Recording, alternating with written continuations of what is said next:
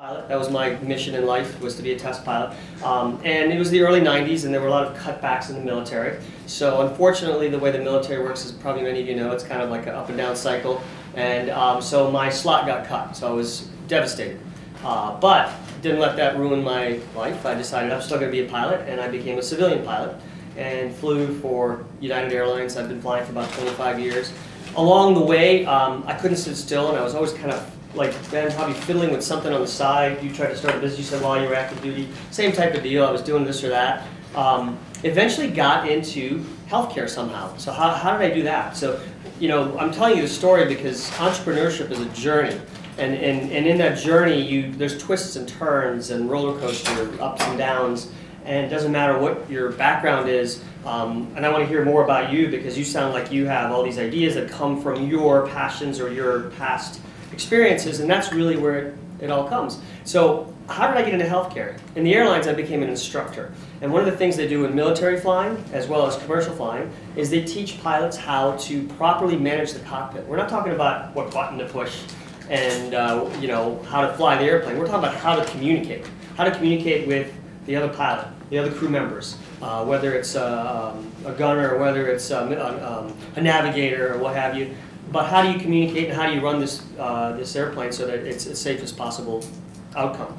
And the military and commercial aviation are well documented with many accidents because of people failing to communicate properly. And so I got into this sort of training called crew resource management, which is, I think they use a similar term in the military. It's a similar acronym.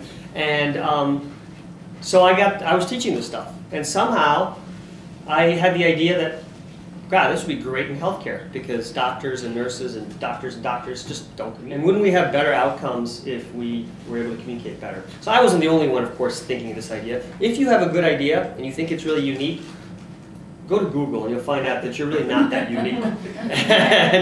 But here's the thing. There's a difference between having an idea and there's a difference between executing. And you'll find there's a lot of good ideas out there, but you got to be able to execute and actually do it. So I actually stayed up late one night. It was a Friday night, and I probably stayed up to 3 and 4 in the morning. Hey, I actually have an idea here. And yeah, there's other people doing it, but that's okay, you know. So I also figured out that I was a little guy. I was a small guy. But I had a unique skill set. So I went and found a bigger company, cold called them, had a couple contacts. When you're becoming an entrepreneur, and I think Ben alluded to this too about using your friends and stuff, it's so important to network. And before I leave today, I'm happy to give you some tips on where you can network and that sort of thing. But because I can tell you that through my growth as an entrepreneur, most of my growth has come from meeting people, coming to a meeting like this or something different, and meeting maybe somebody that was able to connect me with somebody else. Maybe not that person specifically. My newest business is a perfect example of that. I have a very unique technology that I'm patenting, and I would have never even known to do this had I not gone and had a coffee meeting with somebody who said, oh, you need to meet this other person. And then I went and had lunch with that other person. And then one thing led to another, and just make a long story short, I got into healthcare doing this CRM stuff. Then did that for a few years and got the itch to perhaps go to business school. I did not have a business degree. I think somebody had asked here about military training, about how much business experience or training did you get in the military. Well, I come from an engineering science background. I had no formal business training either. And now I'm kind of a sales and marketing guy to some extent, which is kind of weird because I was an aerospace engineer, I was a pilot, I was all like science and math and that kind of fun stuff. And somehow really enjoyed the business aspect of it. So School of Hard Knocks is a great school, but it doesn't mean you need to go alone. Getting experience from me or Ben or other people will give you shortcuts. And I found a business called the Intelligent Office, which is a franchise, which from what I understand, Amanda, that franchises are kind of popular because franchises are businesses you have a template, you have a blueprint, you get started. You don't need to have an original idea, which sometimes is one of the hardest things to do, is start a business from scratch with your own branding. I'm doing that right now, so I know how hard, it's very hard.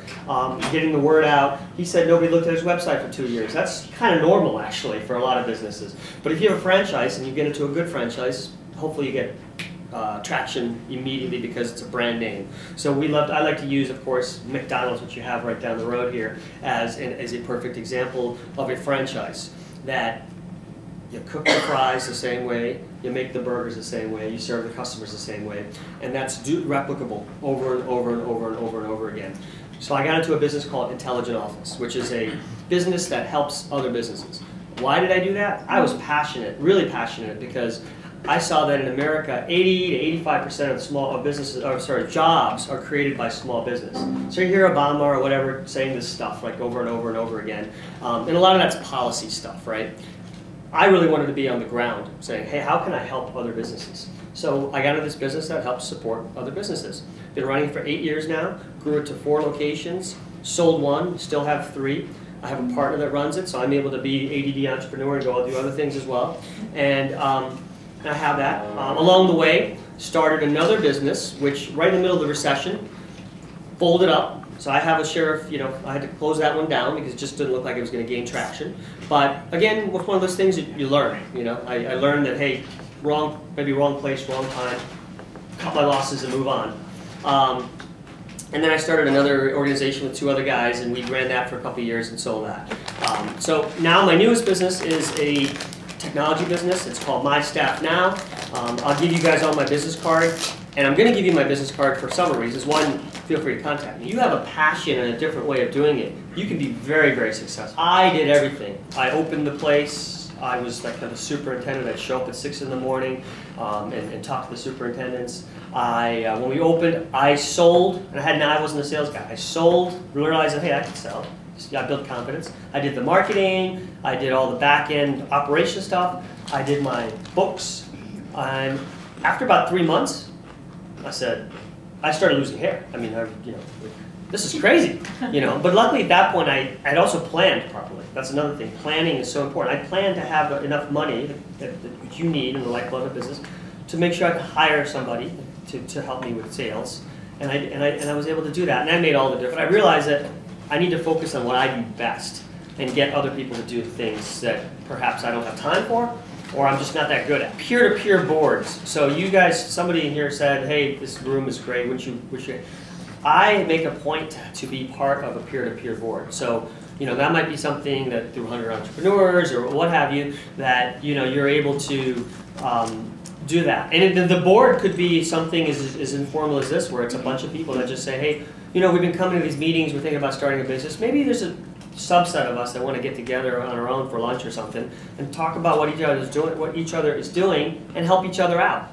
If you have an idea and you wait and you wait and you wait till it's perfect, it'll never be perfect. So you kind of have to start. Advisors and mentors.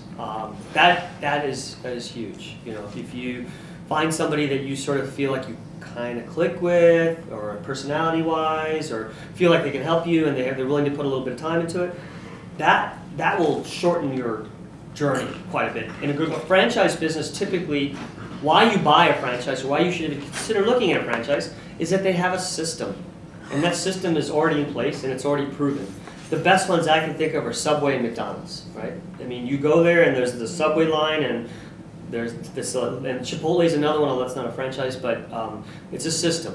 And so one of the most important things, and if he gets to, and I believe you will, if you get to every 50 state for your clinic, he'll have a system in place that says, okay, this is the way you do it. It's that first system that you're trying That's the hard part, right? That's the hard okay, so that varies from franchise to franchise. You want to buy McDonald's, you're talking probably somewhere between $600,000 and $1 million startup cost. You want to buy a small, let's see, kids art studio, we'll use as an example. There's franchises that do that. Maybe 10 to 20,000 startup, and then another maybe 30, 40, so you might be in the 50, 60 range just all in, right, to get in.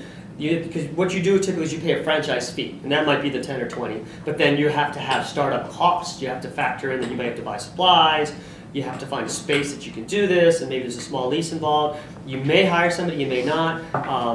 So and that's where a business plan really comes in handy.